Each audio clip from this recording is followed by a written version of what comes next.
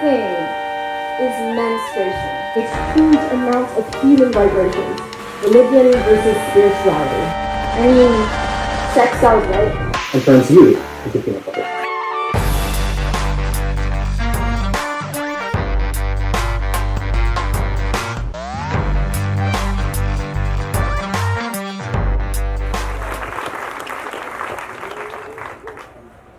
Our once plentiful oceans are rapidly becoming vast aquatic deserts, and we are to blame. This is the story about how I found myself on the brink of an environmental, economic and social catastrophe, and it all started 17 years ago when I caught my first fish. Growing up, my strongest memories are on the shores of Marion Bay, a sleepy fishing and surfing town 3 hours southwest of Adelaide, where I'd spend hours staring out to sea, hoping to catch something. What started as a hobby grew into a passion, and more recently became a concern about the health of the marine environment. My passion for fishing began to manifest in concern as I started to witness the increasing difficulty of fishing around Indonesia. Upon many of my journeys around Indonesia, I talked to fishermen who spoke of a time when entire horizons were lit up by the sides of feeding fish. But now the horizons were lit up by plastic bags and the lights of commercial fishing fleets. I'd come to see firsthand through my travels to remote areas of Indonesia how fishing often shapes individuals and entire communities. This has always been evident when speaking with fishermen. They'll tell you about the good old days and how once upon a time. But what I really took away from these conversations was the shift. The shift from small-scale operations to large commercial fleets. I had found myself in the midst of an environment in dire need for answers and alternatives to the current practices. As the famous environmentalist Jacques Cousteau once stated, the sea, once it casts its spell, holds one in its net of wonder forever. And it is that wonder which pushed me to start my own research. As I began to investigate what is happening to global fish stocks, I became aware of the impact on local communities dependent on fishing for their livelihood. This distinct shift began after World War II, when the fishing industry waged war on all aquatic life. Technology which was developed for war is now being inflicted on our oceans. The development of sonar allows large-scale fishing operations to pinpoint the precise location of large schools of fish. And with these advancements came a necessity for larger, more commercial-style operations. The size of nets and efficiency of the equipment brought faster catch rates and increased potential for revenue. As a result of global fishing pressure and destructive fishing practices, there has been a decline of 49% in the size of marine populations globally. And because of the rising demand for seafood, global fish catches are dropping at rates 3 times faster than UN figures previously predicted. Currently, only 4% of the ocean is protected under marine protection areas, as shown in the map behind me. The darker blue highlights the areas which are protected, although many of these zones lack the funding or resources to be effectively monitored. And by dividing the ocean into large segments has meant that many migratory species, such as tuna, are unable to complete entire breeding cycles and therefore affect the overall health of the species. The ocean isn't easily divided. Currents, winds and swells carry nutrients and the species which follow it globally. Therefore, having different rules and regulations in each nation means that along that species journey it can be subjected to a large spectrum of fishing practices. And unfortunately, it's the unsustainable practices in some fishing zones and nations which is causing the greatest damage. Often, it is not small-scale fishing which incites such damage. Instead, it is large multinational fleets which inflict the most destruction. Many nations have banned these affectionately named super trawlers from their waters. However, these fleets, which leave a trail of destruction wherever they go, continue to target nations which have little fishery regulations or lack of funding to enforce the laws themselves, therefore destroying the entire local fishing industry and in turn taking with them the social and economic aspects which the fishing industry once brought. In fact, the current global commercial fishing fleets are able to capture 2 times the amount of seafood in the ocean today, therefore making it a race for the last fish. It is these practices which is forcing the seafood industry and many communities to search for sustainable alternatives. If we are going to continue to consume seafood, a shift in the current methods is a necessity. It became increasingly obvious that this was an extremely complex issue that cannot be solved by one strategy or system. An example of an organisation that are fighting to keep fresh seafood on plates around the world are the geodesic domes off the coast of Mexico. These domes are placed far away from any bays or inlets. Instead, they seek deep, fast-moving ocean currents. Some of the largest issues with aquaculture is the build-up of fish excrement and the use of antibiotics. But because they seek deep currents, they are able to eliminate the issue of the excrement build-up and therefore do not require antibiotics. However, it is their final plan which diversifies themselves from other deep-sea farming projects. The movement of seafood often requires large, expansive refrigeration rooms. However, with these domes, that won't be required. They have envisioned a future where the farmer delivers the produce. Ultimately, the fish will begin their life in the dome and make their way to their final destination, a fish market. Along their journey, they will be manually fed small amounts, but the majority of their feed will be present in the currents.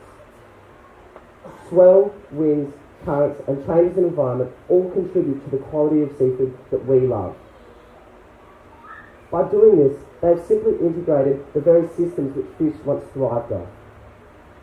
And they are harnessing the power of the constant marine currents which travel around the globe every day. Once arrived, the fish will be the closest thing to wild-caught seafood one can buy. And they have been able to achieve this by incorporating our advancements in technology with the natural environment. Now a short journey across the Atlantic Ocean will take you to Vetula Palma. What was once wetlands drained for cattle grazing is now one of the largest bird sanctuaries in Europe and a huge aquaculture production facility. Since establishing themselves, they have seen an overwhelming increase in biodiversity thanks to their systems. In fact, many of the ponds on this farm aren't even fed. You might think a farm which isn't feeding its animals, that can't be right. No, the environments are bursting with algae, shrimp and other crustaceans, all of which are crucial elements in the diets of wild fish. One of their unique methods is measuring their success by the amount of bird life surrounding the farm. So a farm which doesn't feed its fish and allows the surrounding birds to devour their produce doesn't sound like a traditional business model, does it? By placing the health of the surrounding environment first, they've been able to adopt an extensive approach, not intensive. And along with reducing pressure on their own stocks, they've been able to expand their farm, moving away from a traditional and, quite frankly, outdated style of farming. In fact, by moving away from monoculture, they've been able to expand their farm, diversify their company, which offers a wider range of economic opportunity, while still allowing the surrounding environment to flourish. Thanks to Vetula Palma's unique approach, they are able to sustain thousands of different species, whilst harvesting fish and crustaceans and certain crops such as rice. Today, Vetula Palma is a fine example of integrated intervention whereby the creation of artificial wetland habitat for fish farming and the interaction of this process with other activities on the estate have enhanced the environmental quality of the area whilst generating new economic and conservation values based on principles of sustainability.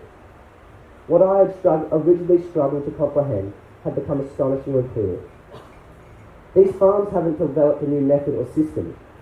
Instead, they are incorporating the very systems which fish once thrived on.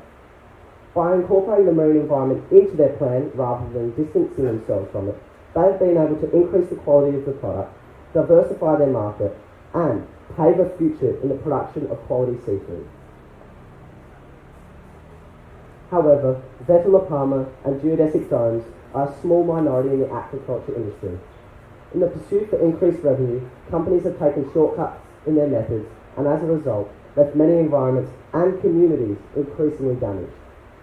Today, it is estimated that about half of all seafood destined for human consumption is produced through aquaculture.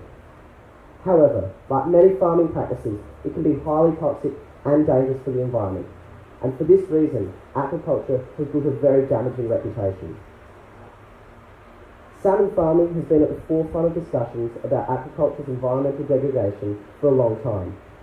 The world demand for salmon is currently 3 times larger than it was in 1980, and that combined with increased environmental destruction has pushed many of the last remaining wild salmon populations to their last streams. The World Wildlife Foundation have identified salmon farming as a practice with such negative association with the environment that they are now pushing many farms towards a sustainable future by providing a universally applied framework. By providing this framework, they hope to minimise the spread of disease, reduce the amount of waste build-up, and improve the feed ratio. Now, although this is a step forward for the industry, it still fails to incorporate the environment, unlike Vetalapama. Acknowledging the industry's attempt to improve the environmental impact, I still fail to see sustainable feeding methods or a decrease in the use of antibiotics, again highlighting the current separation between farming and environmentalism. The malpractice within the industry has seen a reduction in wild stocks, increase in disease within the farm fish, and explosions of pollution in typically pristine bays and inlets. This is a fine example of the dangers associated with building an industry based on rapid production, minimal financial costs, whilst ignoring the inherent environmental costs. It is expected that to reach the growing population, we will have to expand our seafood production by 50 million tonnes by 2025. But that is where I see an opportunity. We are going to have to adopt a new set of practices which prioritise the health of the environment and allow financial gain to follow. The answer isn't simple, and it doesn't come from one TED Talk or one university. Instead, it requires a collective, a global community which is committed to choosing better alternatives. To simply ask entire nations to stop consuming one of the most highly desired foods completely is equally ridiculous as it is impossible. So that is why I invite you into the solution.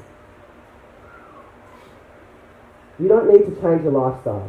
You don't need to start sharing boycott fishing pages on Facebook. No, it simply requires you to be conscious of what you eat. Know where your seafood comes from. Ask where your smoked salmon for your smashed avocado and sourdough toast comes from. And without sounding like every other TED-style talk, ultimately it comes down to you, the consumer. Some nations have developed organisations or apps which provide information on sustainable seafood. One example is Australia's Sustainable Seafood Guide, which, by the way, is available on the App Store. Using tools such as this, we as a consumer are able to make well-informed decisions about the seafood we demand. We need to look to the past to move forward. By incorporating the knowledge we have acquired through observation, we can start to work with the environment rather than against it. And as they have identified in Spain, it is not impossible to coincide large-scale productions with environmentalism. In fact, you would say their farming methods are actually regenerative. And as a fisherman, ocean lover, and someone who wants to address seafood sustainability, I do believe the success of aquaculture is hidden under the industry's ability to work with the environment rather than against it. The future of seafood can no longer be held in toxic, disease-ridden pens. Instead, it should look like this. This is what large-scale production, which relies on the health of the marine environment, looks like. Due to our reckless actions, we have put ourselves in this position. But through innovation and passion, we will be able to bring our oceans back to life. Whether it be travelling deep-sea fish farms, or removing plastic bags from Bali, or even just conscious decisions about the seafood you choose, it will require a collective effort. We must plant the sea and herd its animals, using the sea as farmers instead of hunters. That is what civilization is all about. Farming replacing hunting. Thank you.